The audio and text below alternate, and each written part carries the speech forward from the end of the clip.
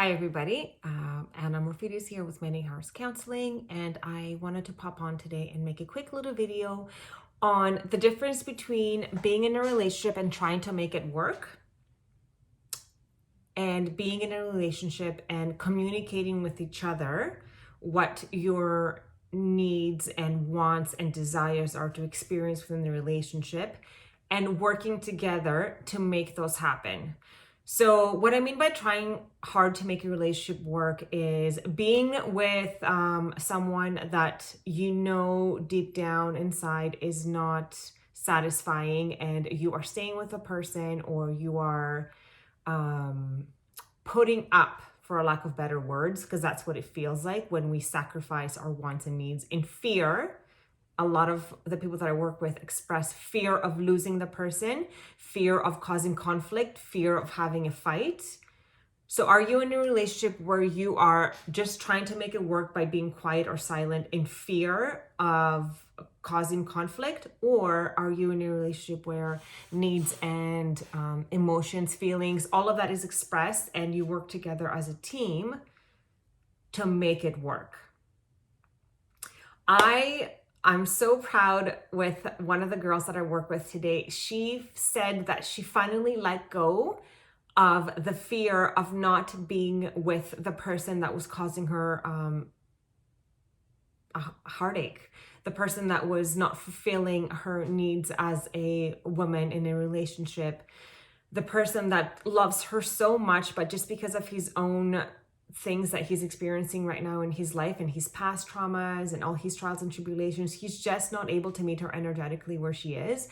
And the minute that she let go of the fear of being without him, essentially, guess what happens? The world opens up, and now she is dating, and she is smiling and is happy again and is hopeful. And not only is she dating with a different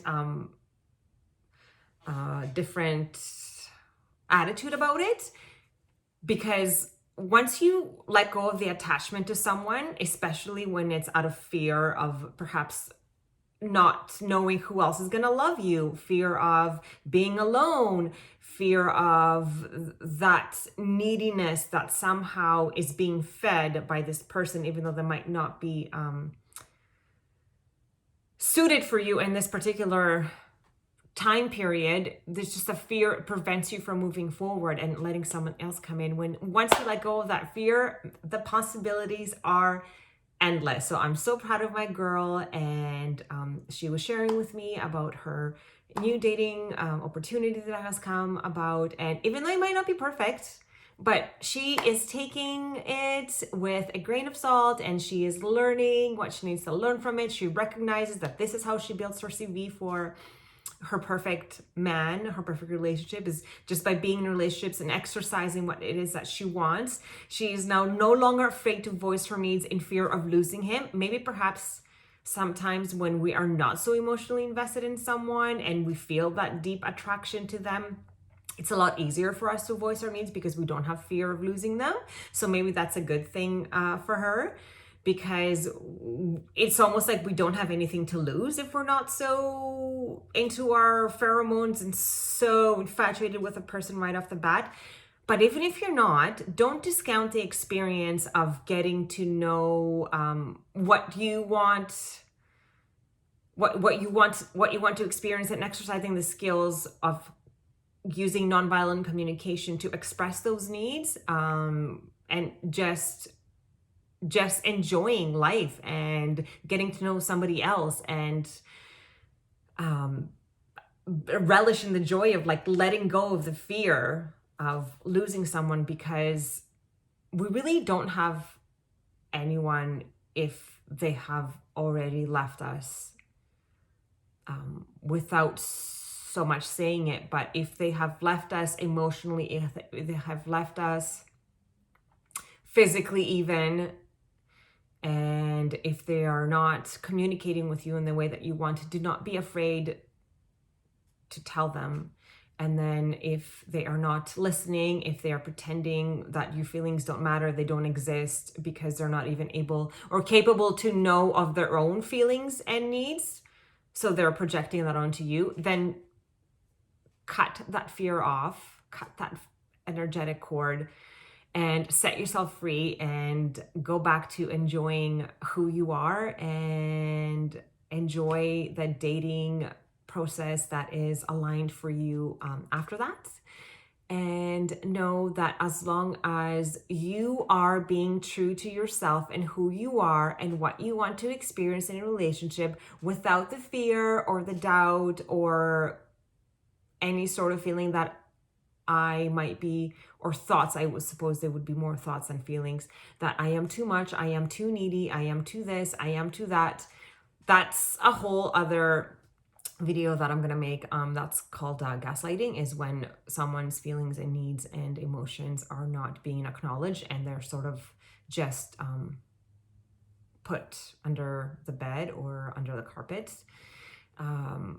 Yes, so just have the knowing that being yourself is the best way to be, with no fear, and the path of least resistance in a relationship or any sort of situationship is the best way to go.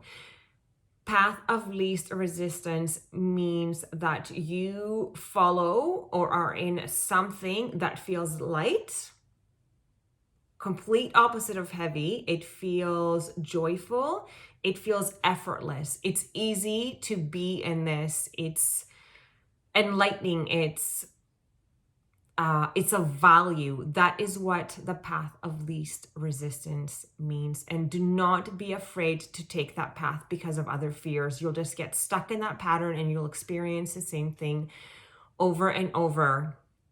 So just to recap again, when you are dating, are you dating in fear of losing that person, or are you dating in hopes of meeting someone's needs and wants and desires after they are expressed in a way that is compassionate and kind, and not by pointing fingers? Communicating your needs doesn't look like, you never take me out on date nights, you don't ever cook me dinner, why are you like this, da, da, da, da, da. It's not like that. Communicating needs is, I've noticed that in the last little bit, you have told me about your meetings with your friends. You've told me about your expeditions with your work partners. I'm noticing that I'm not in your schedule. Is there any way that we can schedule me in for a date night? That's the way that we express our needs. Or, hey, I'm starting to feel a little bit, what's the opposite of feeling content? I'm feeling disconnected. I'm having feelings of disconnection. Are you open to perhaps having a dinner with me and, putting down our phones and just connecting with each other with no distractions? Because I have this need for connection, and I have a need to be heard and listened to, and I haven't had that in a while, and I would love it if you were able to meet me there. This is the way that we communicate what it is that we want, instead of barking and pointing fingers.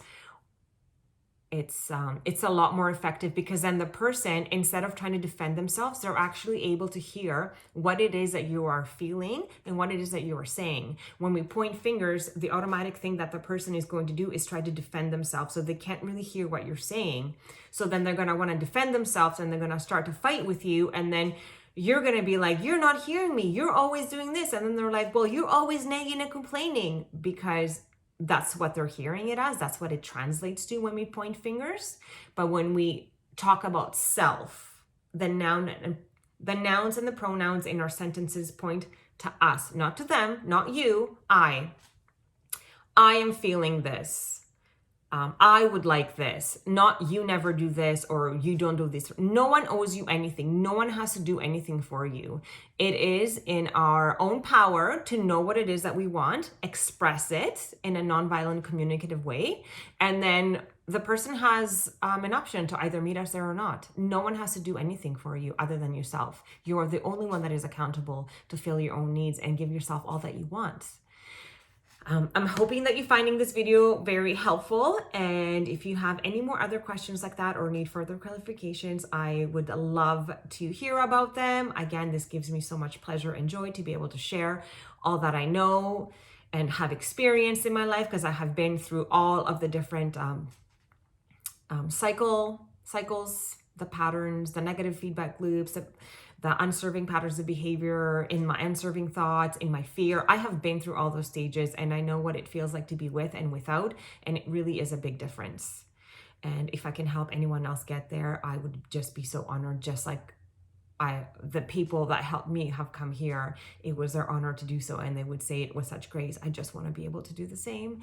And with that, I am closing my video with gratitude. And if you like it, please give it a thumbs up and subscribe to my channel. Check out my other Q&As, and I'm wishing you a blessed rest of the day, and I will speak with you guys later. Thanks again.